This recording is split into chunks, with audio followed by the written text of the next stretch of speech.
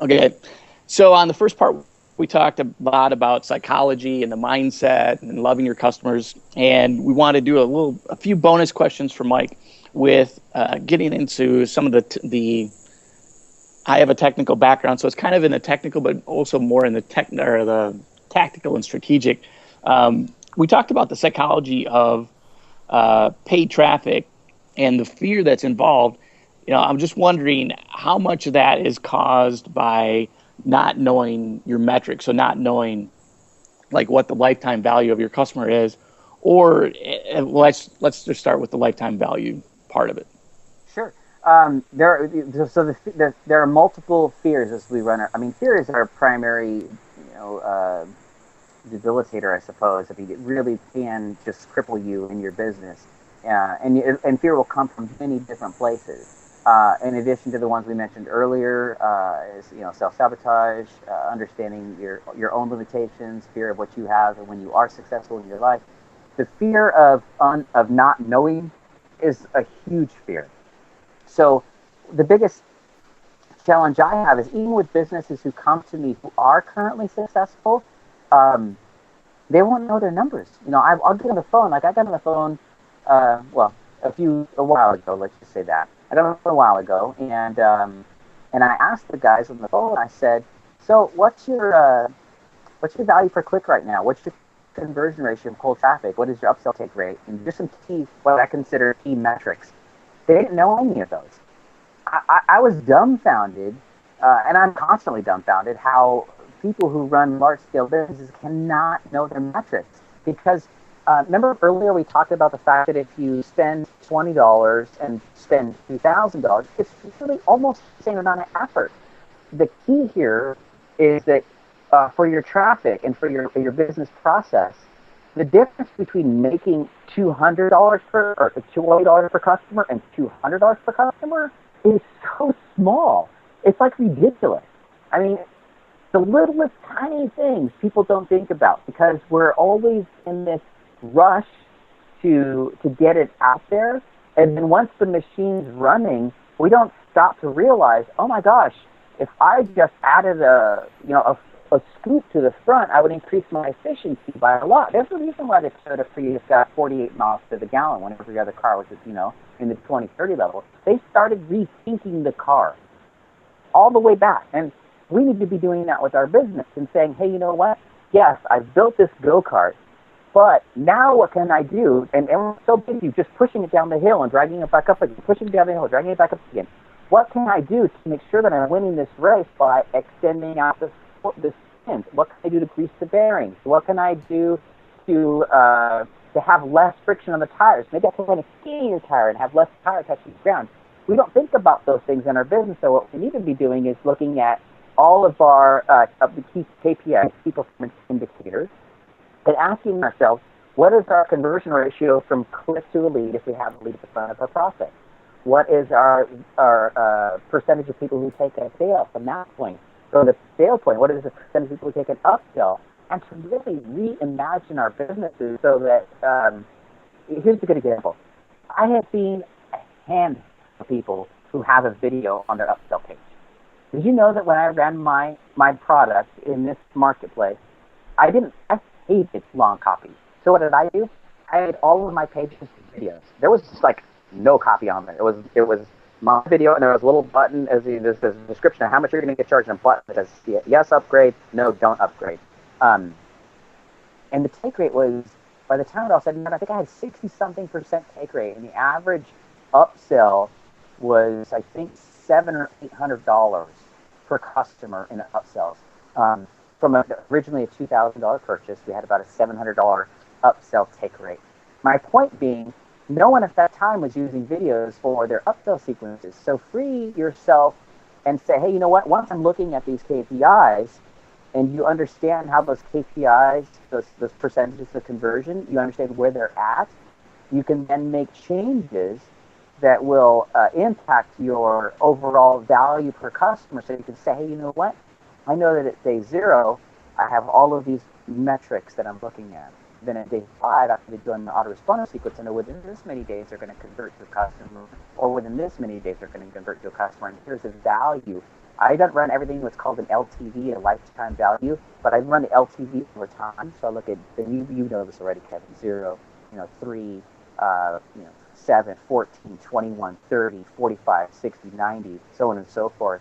You don't have to get that granular when you're first beginning, but at least be able to know your metrics without hesitation. So when someone asks you, hey, how's your program performing? You can say, oh, we converted $2 per click. We have a 37% conversion ratio to an opt-in. We have a 4% conversion ratio to a sale. And then over the lifetime of 21 days, our average customer converts at 14%.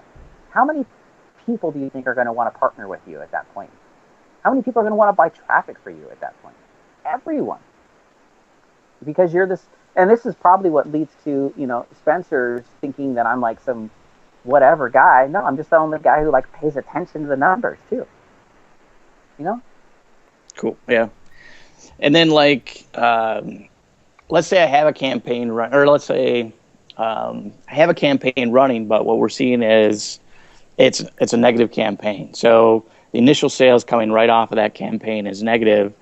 Then as a person managing that traffic, do you then stop that traffic and start looking at those periods of 7 days, 21 days, 30 days out to see what that actual value is for those customers? That's a really great question. So I will reference one of our clients, Tony, and Tony is day 0 negative. So we call it day 0 in our scheme. So we look at all of the conversion points and all the value points. So when we go out and we spend money for Tony, we acquire a lead for anywhere between $8 to $18 on average. So it just depends upon the ebb and flow of who's advertising for that given period of time. And you may think $8 for an email address, that seems like a lot.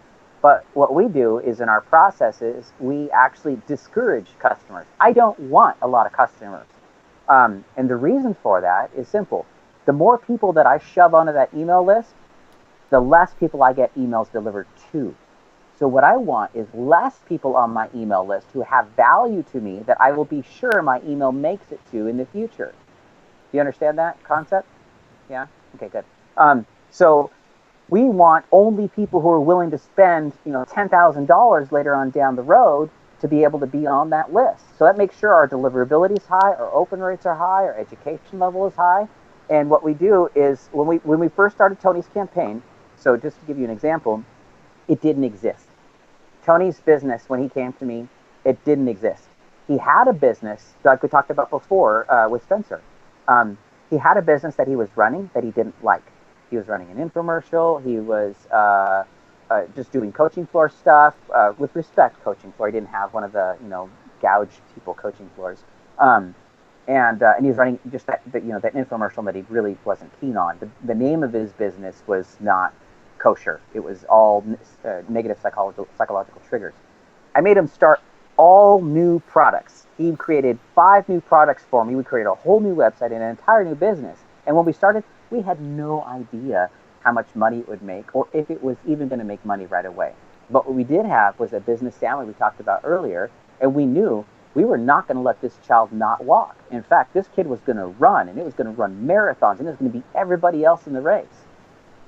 We fast forward now, he has 10 times the penetration of anyone else in his marketplace. Not only is he taking the high jump higher than everybody else in his class, he's jumping 10 times higher than anybody else to the point where it's embarrassing and ridiculous for his competitors.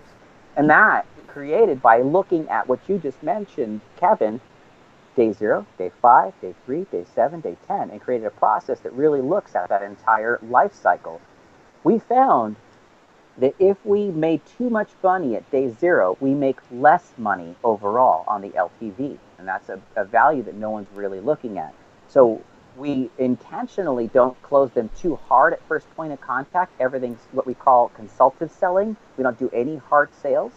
And the money rolls in at about, we ended up finding out the money rolls in at about day 7 is where we're at a break even, where he spends $1,000. By 7th day, he's made back $1,000. By day 21, he's made back about $5,000 off that 1,000 spent. So now he's coming in at, a 500x, 5x ROI, 500% increase on margin. In order to determine that, we, with a new campaign like this, We ran the campaign for 14 days with a set budget amount, understanding that the customers were going to have a higher value. I think in this case, we ran $20,000. I think we ran in traffic. It might have been 10 or 20,000 in the first 14 days, and then we turned the traffic off and we waited.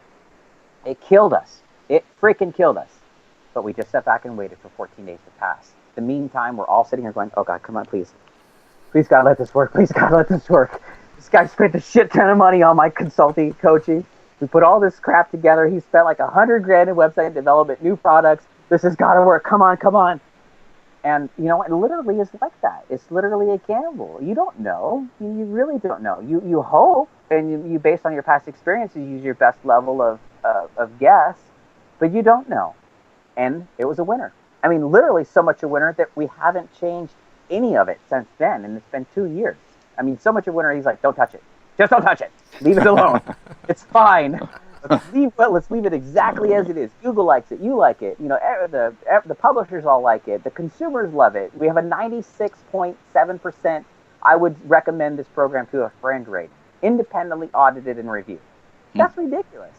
So, but we wouldn't have known that if we didn't really gauge it all properly and have key metrics like you talk about, Kevin, and had the foresight to say, start it and then stop it on a long-term life cycle campaign and wait to see what your numbers come in at. About 2 weeks later, when we saw the numbers were huge, I still have the text message. I use it on stage all the time, or not the text, the Skype. I use it on stage all the time where he was just so excited to have a winning campaign. When the value was just so high, that's when we got basically an unlimited budget. And he said, "Do you know what our money is? Yeah. Spend as much as you can."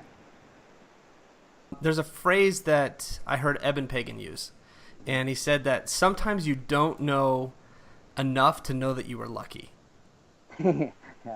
Okay, so you mentioned the metrics, and you've been doing this for a long time, so you understand on the granular level. And Kevin's more technical than me, so it's harder for me to get into the nitty-gritty details. If you had to say, I'm creating a dashboard, what are those basic metrics to start getting you hooked? I'll just give you my KPI doc, so you can give it to all your people. It has all of the top metrics and stuff. That'd be awesome. Okay. Copy of it, but it's basically, you know, your value per, what's your ECPC, your effective earnings per click, what is your click to lead conversion if you have a lead, which I highly recommend you do have a lead program. Don't think you're going to try and close everyone at first point of contact. I see a lot of VSL programs out there where no one's collecting leads anymore. Sure, you can do that, and yes, they are effective, but I believe the next generation of VSL type of stuff will still center around building a real relationship. I don't necessarily see that VSLs build a real relationship with the consumer, but my point being, if you're going to use one, because I know a lot of your readers probably are, make sure that you're establishing your values on how long people are staying. Use, Wistia or another type of program so you can check your engagement level, and you can even use something like Question Mine. I'm not sure if you guys are familiar with Question Mine yet, but you can start really gauging how long they're staying through your VSL. If you're going to use a VSL, so you can accurately track that, create separate retargeting buckets at different points so that you can talk to them correctly. I also like to look at my day 0 conversion ratio, my day 3 conversion ratio, or 4 if I'm having a fire sale. Frank Kern talks about that fire sale stuff, which, by the way, I didn't mean to diminish Frank's brilliance earlier. He is an absolutely brilliant marketer, very, very, very smart marketer. But you don't place him on a pedestal, because then you'll never get on that pedestal yourself, and you should have yourself on the pedestal first. So anyhow, then I look at all the different benchmarks in the day's value, and then from the media perspective, what is my cost per click, and what is my value per 1,000 impressions, and then what is the publisher's value per 1,000 impressions. That's a metric everyone forgets to look at. I don't care if 2 ads are running. Here's a good example. We do a lot of GDN, Google Display Network advertising. If I have 2 ads running, and one ad has a higher click-through ratio, and one has, let me do this. 2 ads have the same or near the same click-through ratio. One ad may have a little higher click-through ratio, yielding a higher eCPM to the publisher. Most businesses will look at it and say, hey, you know what? The one that has the lower click-through ratio, it It's got a CPA. My cost per acquisition is only $10. This one here that has a higher that my CPA is $12. So I'm paying $2 more per sale for this one, right? Most people when they buy media will think, okay, shut off the $12 CPA and only keep the 10 CPA. Wrong answer in many cases. Here's why. This one that has a 10 CPA for you has an effective earnings to the publisher of $10 per thousand impressions, as an example. This one has an earning to the publisher of $30 per thousand impressions. In other words, the publisher makes 3 times as much from the ad that only costs you 20% more. You're not thinking like the publisher if you shut off the 10 CPA ad and only or shut off the 12 CPA ad and only the 10 CPA ad. You see what I'm getting at? Mm-hmm. In many cases, it may behoove you to leave an ad running that actually costs you more because you'll get more play. Do you see what I'm saying? So I look at the EC time of the publisher, which I think I'm probably one of the very few people who do that, to determine whether or not I need to make the right decision. And don't just shut off all the ads that cost me the most amount of money. A lot of people do that. I go, well, I shut off the ads that cost me the most amount of money, and instead of making more money, I'm actually making less now. And then the second thing to consider is what's called lender conversion statistics. If you're not looking at lender or helper conversions, you could be blowing it too.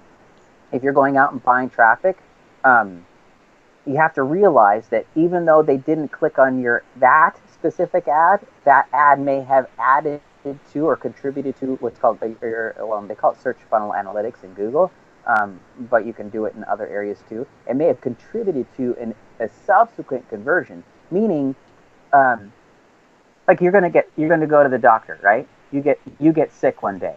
What's the first place you're going to go to? It's going to be the ones you've heard about the most from all your friends and family. Even though you've never visited that doctor, you may have passed by it 50 times. There may be a clinic on the way. Oh, I know about that clinic. I saw it right there. That type of, it's called reach of frequency. The type of well, I guess it's not reach of frequency. That's still a point of ad effectiveness. But still, the point being, by turning off something that may not be working, you may be thinking, oh, that's not working, I'm going to shut that off. And it may kill the rest of your stuff. So when you go to shut off your ads, make sure you're looking at the whole picture and not just a small slice of the picture. And think about, how can I get to that consumer before they're at the buying decision? Do you guys know what consumer intent is? Yeah, Microsoft used to have a tool for buyer intent keywords, yeah. Exactly, and they shut it off, unfortunately, because it was built. Yeah. I think they probably use it internally, don't share it, just like Google with all the tools that Google used to have that are awesome. But basically, for those of you who don't know, consumer intent basically means based on a keyword, the probability that someone is looking to purchase something. As an example, there's a buying cycle. So if we look at Spencer's wall behind him, I see 4 guitars. The keyword guitar probably has a consumer intent on the lower side of the scale, probably 10. Someone searching the keyword term guitar isn't going to be looking to buy a guitar. If someone's looking for Stratocaster and a specific, Stratocaster in Michigan, that probably has an 80% to 90% consumer intent ratio, meaning that someone's really going to buy that. Well, guess what? That person, when they're searching for guitar, even though they're not buying, you can influence them later on when they go to that point. They're going to learn about Stratocaster when at the guitar level, and even though that campaign may not make you any money, later on when they're down there, the secondary campaign where you got Stratocaster in Michigan, that one's where they close you. But if you didn't have your ad in the beginning at that guitar point, and guess what? Somebody else put one up there. It could have been, Ibanza, or I don't know guitars clearly. But you get the point, right? Mm-hmm. One of your competitors is going to get that first point interest. This is why you see advertisers who are advertising specific TVs in the TV search terms, and then that hopefully they'll end up garnering that consumer later when they're in the intent mode before. So remember, research mode customers are just as valuable as intent customers if you're influencing that intent later on with your product. Yeah, and we see that within discount cardstock, within our AdWords campaigns as well. I think it's actually labeled as assisted conversions within AdWords. And we see that we have some campaigns that, on a good day, we'll have 2 actual conversions that are attributed to that ad running. They clicked on the ad and they converted to a sale directly from that ad. But in the other column, we may see 6 or 7 conversions that are assisted conversions that they may not even click the ad. They might have just seen the ad and then converted through some other traffic or went out to the site without clicking the ad. Because there's actually, you'd be surprised the number of people that see an ad but don't actually click it because they know it's a paid ad and just go out to the site through the domain. Yes. So for working on those metrics and improving those metrics, I know from working with you that split testing plays a huge part in that. And you're currently using Optimizely a lot. What is your thoughts on A/B split testing versus multivariate testing, and what kind of insights can you give us? If you had asked me that question probably 2 years ago, I would have been multivariate only, looking for key combinations that work well together.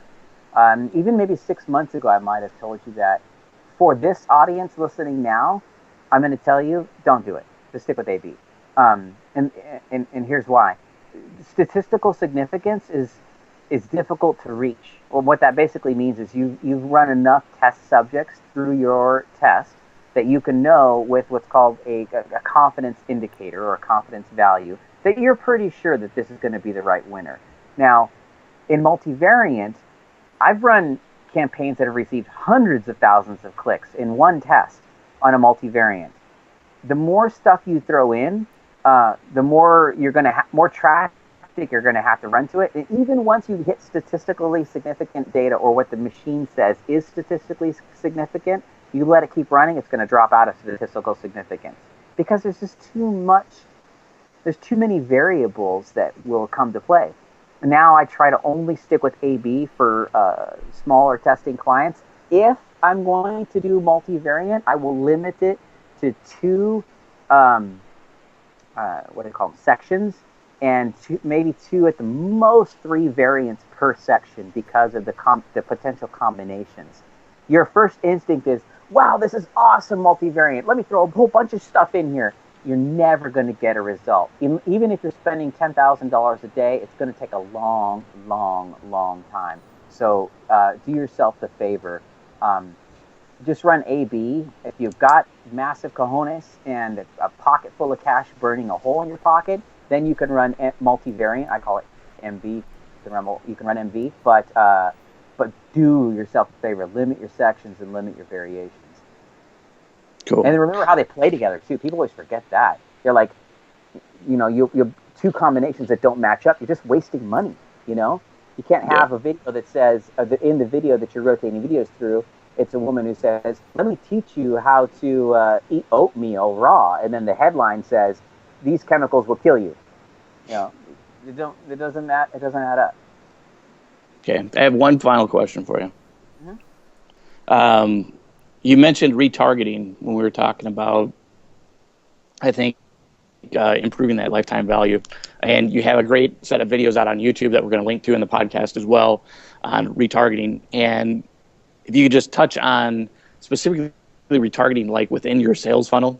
I think of the videos on YouTube, that was some of the most interesting content of that video series, was how to actually, like, even let's just focus on like shopping cart abandonment and using retargeting to solve that.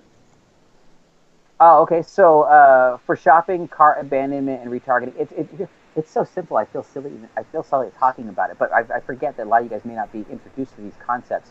I shoot those videos years ago, man. Basically, what I recommend is that you tag all of the people who are going through your funnel at each point of the funnel, and you create separate retargeting buckets. You can do this in Google. You can do it in Fetchback, which is now who bought Fetchback? AOL, I think, bought Fetchback. Anyhow, or Retargeter, or AdRoll, or Perfect Audience, any of those.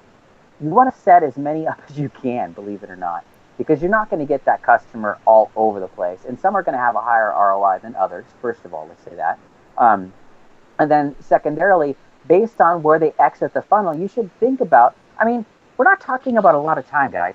Just spend 5 minutes with a whiteboard or a piece of paper and outline. What's my piece of paper? I don't know what my paper is. And outline what you would want your customers to see. Okay, if they leave the cart, what would I want them to see? And you can set up. I know that Retargeter supports sequential ad delivery. I'm not sure about the others, if they support sequential ad delivery or not. But think about how you'd like to storyboard it. And if you can't storyboard it, what would you want to tell them? And I think that from the cart abandonment, one of the primary, well, there's a few, but the ones that I know of and I'd like to recommend to my clients for use is they don't trust you enough. So you're going to need more social proof. We know that social proof creates trust. If you trust that person, and you trust that person, and you trust that person, clearly I should be trusting that person. Okay? So either A, they don't trust you enough. Okay? B, they don't think you're knowledgeable enough to help them because they're an information seeker. They may not be at the Stratocaster guitar level. They may still be at the guitar level, and they just wanted to check it out. They're tire kicking. Remember, everybody owns a car. Even tire kickers own cars. Okay, that's a mistake everyone makes. Well, let's get rid of the tire kickers. Tire kickers own cars too. So remember that.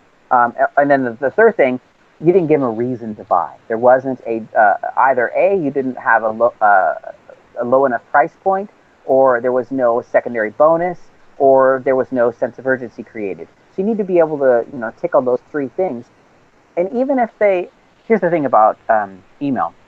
If they opt in and you attempt to do all of this by email, they're going to be pissed at you. Because you would have to send an email every day for like 7 days to say all of the crap you want to say. You don't have to. With retargeting, if someone abandons a cart, you just put them through I call it RTG. Put them through an RTG sequence that is, that's going to help build one of the reasons why they left. So, and you can figure out if you had done any surveys in the beginning. Do you guys know who Glenn Livingston is? No? Is that Mind Movies? No, that's Glenn Ledwell. Oh, okay. No, I don't then. Glenn Livingston's the guy that everybody hires that no one talks about. Glenn is a PhD in statistics, and he is a survey genius. So if you get a chance, go find some of his stuff. I think you can find him at glennlivingston.com and subscribe to his newsletter. I highly recommend it. He is the guy that Perry Marshall goes to talk to about stuff. And Perry's a pretty damn good survey guy too. I mean, both of those guys are super cerebral. The point I'm making is that if you conduct a survey, you can identify through your process. You can identify which of those banners you're going to want to give your cart abandons, and you can identify which of the which of the retargeting sequences you want to give to anybody who just didn't convert. They're going to tell you exactly how to close them with a good survey process. So using retargeting, you can have constant feedback loops with your customer. You don't have to piss them off with 100 different email messages and get yourself tagged as a spammer by sending more than 2 email messages per week. You don't have to worry about the promotions folder. And if you do it in a way that doesn't always do a hard close, when you do have a sale, it's more impactful. So one of the things that I think you were also alluding to, Kevin, was most people make the mistake of immediately throwing up a sale offer. Come back now and say 15%. That's okay. You can do that. But you might want to also consider having an offer up that says, having just testimonials come up on your retargeting banners. Have, more knowledge base come up on your banners. And then do promotional banner runs so that maybe 2 or 3 days later you can do come back for, Tuesday's sale and have it be specific, either event-based for a holiday or something, sale that you can bring them back to buy your product for a discount after you've had the chance to bond with them a little bit more. You know what I mean? Yeah. Yeah, and I think it does come back to some metrics and knowing your analytics and different things like that. Because like with our discount card stock business, one of the markets that we're in is the wedding niche, and with any bride out there planning a wedding, really that buying cycle is not on that first view of the site because she's probably still picking out her colors or something like that. And we see more transactions come in 30 days up to 90 days later for that market specifically. Do you guys, in your specific market, do you give them a card planning guide? Give them downloads to help them out, iPhone applications, anything that will help them do a better job, even though it may not necessarily fit into your card niche? We have like a design gallery, and then we also in our weekly newsletter we have projects that are not necessarily specific to the wedding niche, but they're specific to card making in general with the cardstock. Okay, good. Because I could see for your card folks specifically, I could see a good email capture campaign where you're just building a lot of trust and exposing, either local lies or savings discounts, how to save 30 to 40% off cardstock, and just really building a good, nurturing. You're the hero type of solution with those women. Yeah, and we still have where people could buy a swatch book of all the different cardstock. We also have like a digital version in PDF where we've taken the pictures and put them into a PDF of each of the things, so they can actually get that free from the site as well. But for the most part, people want to touch and see the texture and see the finish and stuff on the cardstock. So a lot of times they'll buy our swatch book, which is a $20 sale. So, I'll bet. Not only that, but for them, I'm sure it would be very difficult for them to have the confidence that their printer is the right way. They even know how to run it, and did their husband break it, and if the kid's got pennies in it, it can be complicated all that. Yep. Wow, this was a good brain dump. And, we got the first part of psychology, and then we got the second bonus part of the granular data. Happy to help. If you guys need more, just let me know. It helps me, too, to pull this stuff out. Phenomenal. We really appreciate it. We will get this information to our listeners. And really, my favorite part is that we're taking them from maybe a level of uncertainty to a level of certainty. And if they can go through that without having to throw a lot of money at the wall and hope that it sticks, right? So they can go through the process of, methodically testing the data, going through the roadblocks in their mind, then their growth process is so much faster. And I'm speaking from years of making massive mistakes. And so learning from people like you, learning from people like Kevin is priceless. Oh, absolutely. Yeah. We just hope that maybe they'll not make the same mistakes we did. Hopefully they'll be able to just circumvent it all. It's like raising a child, you know what I mean? You have a kid and you're just like, gosh, can I tell you all the dumb things that I've done so that you won't do them? And then you watch them do some of those dumb things and you're like, hey, I understand. Let's talk through it. So and then they do some of their own dumb things. Yeah, they'll make up some new stuff. Yeah. Like running with your eyes closed. Yeah, that's a good story about my kid. Awesome. Thanks, Mike. No problem. Really good talk today.